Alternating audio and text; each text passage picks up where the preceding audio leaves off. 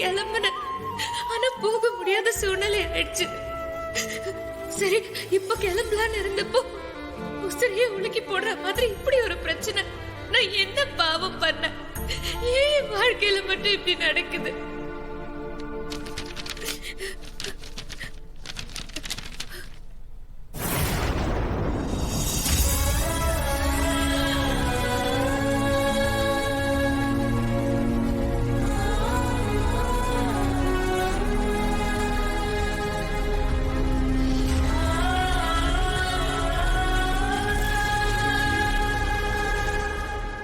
பிரிய நினைக்கிற மனசுக்கும் பிரிய விடாத விதிக்கும் நடுவுல தாலி கட்டிய உறவு நிக்குது. பிரிய நினைக்கிற மனசுக்கும் அது ஒரு முடிவா தோணும். ஆனா தாலி கட்டிய உறவுக்கு விதி எப்பவும் மெதுவா அழகா அது இன்னொரு தொடக்கத்தையே தான் எழுதும். உன்னை பிரிய விடாது. அம்மா, என்னம்மா இது? இங்க இருந்து என்னால அவரை விட்டு போக முடியாதுன்னு சொல்றீங்களா?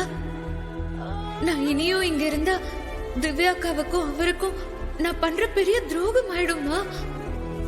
என்னால அவங்க 2 பேரோட வாழ்க்கையிலயும் எந்த பிரச்சனையும் வந்துடக்கூடாதுமா. இல்ல இல்ல, நான் அவர் கண்ணுல பற்றவே கூடாது. அதுக்கு முன்னால கிளம்பிடணும். கண்டிப்பா கிளம்பிடுவேன்.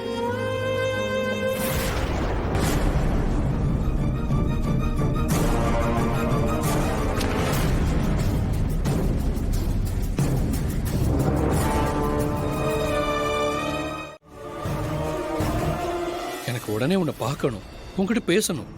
ப்ளீஸ் லட்சுமி, நீ ஒரு பக்கமா யோசிச்சு எந்த முடிவும் எடுக்க வேண்டாம். எனக்கு என்னமோ இப்ப நான் பேசுறத நீ கேட்டுக்கிட்டு இருக்கேன்னு தான் தோணுது. அப்படி இந்த ப்ரோக்ராமை கேட்டுக்கிட்டு இருந்தா தயவு செஞ்சு இந்த ப்ரோக்ராம் வழியா லைன்ல வா லட்சுமி. நீ எங்க இருக்கன்னு சொல்லு ப்ளீஸ் லட்சுமி. நான் சொல்றது உனக்கு புரியுதா? வேண்டாங்க. இந்த லக்ஷ்மி இனி உங்க வாழ்க்கையில குறுக்க வரமாட்டா, வரவும் கூடாது. டேய், என்னடா ஓடிக்கிட்டு இருக்கு? நம்ம கிட்ட இருந்து அவன் கல்யாணம் பண்ணிக்கிட்டு போன அந்த ஓடுகாலி இப்ப அவன் கூட இல்லைன்னா இப்ப எங்க இருக்கா? அதான் மாமா, எனக்கு ஒன்னும் புரியல. இவன் பேசுறதே ஒரே குழப்பமா இருக்கே மாமா. மிஸ்டர் திருக்குமரன், கண்டிப்பா உங்க லட்சுமி உங்களை புரிஞ்சுக்கிட்டு கால் பண்ணுவாங்க. நீங்க கவலையே படாதீங்க. எல்லாமே நல்லபடியாவே நடக்கும்.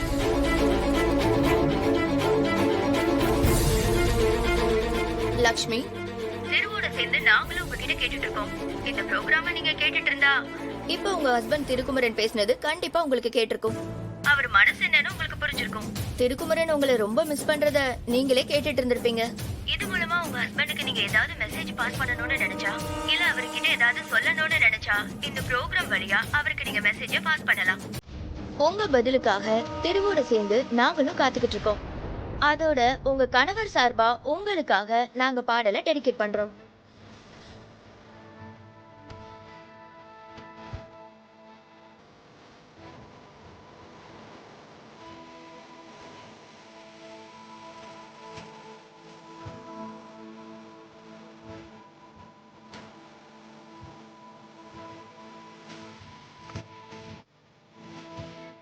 வேற என்ன ஆயிடுச்சு? அது அப்படி இருக்கிறது தான் எல்லாருக்கும் நல்லது. என் வாழ்க்கைய நான் வாழ்ந்துக்குவேன். அவரோட வாழ்க்கைய பார்க்கட்டும். நான் அவரோட வாழ்க்கைக்கு எந்த விதத்திலையும் தொந்தரவா இருக்கவே மாட்டேன், இருக்கவும் கூடாது. என்ன பொறுத்த வரைக்கும் அவரோட வாழ்க்கையில நான் பாதியில வந்தேன். வந்து சுவட தெரியாம பாதியிலேயே போயிடுறேன்.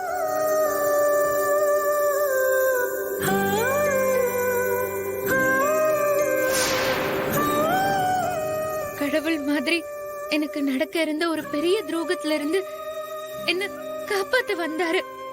அப்படிப்பட்டவருக்கு என்னால எப்பவும் எந்த பிரச்சனையும் வரக்கூடாது. அப்படி ஒரு நிலைமை அவருக்கு வர நான் எப்பவும் காரணமா இருக்க மாட்டேன். அவர் என்ன தேடுறத நிறுத்திட்டு அவருக்கு பிடிச்ச வாழ்க்கைய வாழணும். அதுதான் என்னோட ஆசை. அவர் சந்தோஷமா இருக்கணும். அவர் எனக்கு எந்த கெடுதலும் பண்ணல. உண்மைய சொல்லணும்னா என்ன கஷ்டத்துல இருந்து காப்பாத்த கடவுள் தான் அவரை என்கிட்ட அனுப்பி வச்சாரு. அவர் வந்த வேலை முடிஞ்சிருச்சு. இனி அவர் வழியில தான் போகணும். எங்க 2 பேரோட வாழ்க்கையும் வேற வேற பாதையில போறதுதான் நல்லது. இதனால அவருக்கு எந்த விதத்திலயும் சங்கடமோ குற்ற உணர்ச்சியோ அவருக்கு வேண்டாம். இது அவரு என் வாழ்க்கைய காப்பாத்தினதுக்கு நான் காட்டுற நன்றி கடன் தான். அவரோட நல்ல மனசுக்கு இனிமே அவருக்கு எல்லாமே நல்லதா தான் நடக்கும்.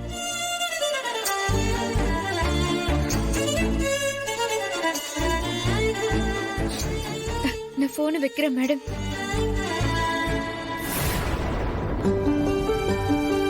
லக்ஷ்மிக்கு திருக்குமரன் மேல எவ்வளவு காதல் இருக்குன்னு அவங்க பேசினதுலே தெரிஞ்சுக்க முடிஞ்சது. திருக்குமரன் லக்ஷ்மியை தேடுறாரு, ஆனா லக்ஷ்மி அவங்கள விட்டு விலகி போறதா முடிவு பண்ணிருக்காங்க. லக்ஷ்மி பேசுறத கேட்டப்போ மனசு பாரமா இருக்கிறத ஃபீல் பண்ணிருப்பீங்கல்ல நேயர்களே. நான் ஃபீல் பண்ணேன். திருக்குமரனுக்கும் லக்ஷ்மிக்கும் நடுவுல ஏதோ பிரச்சனை நடந்திருக்குன்னு மட்டும் தெரியுது. இப்ப லக்ஷ்மி பேசினத திருக்குமரன் கேட்டுட்டு இருந்திருப்பாரு. லக்ஷ்மி எடுத்திருக்கிற இந்த முடிவு கண்டிப்பா நிரந்தரமா இருக்காது. எனிவே, அவங்க 2 பேரும் சேர்ந்து சந்தோஷமா வாழணும்னு நாம இந்த பிரபஞ்சத்துக்கிட்ட பிரேயர் பண்ணிப்போம். இதுவும் காதல் தான். இப்ப அவங்க 2 பேருக்காக ஒரு சாங் டெடிகேட் பண்றேன். பார்க்காத வண்ணத்துல நீதானே எண்ணத்துல தாக்காத லக்ஷ்மி, நீ ஏன் இப்படி பண்ற?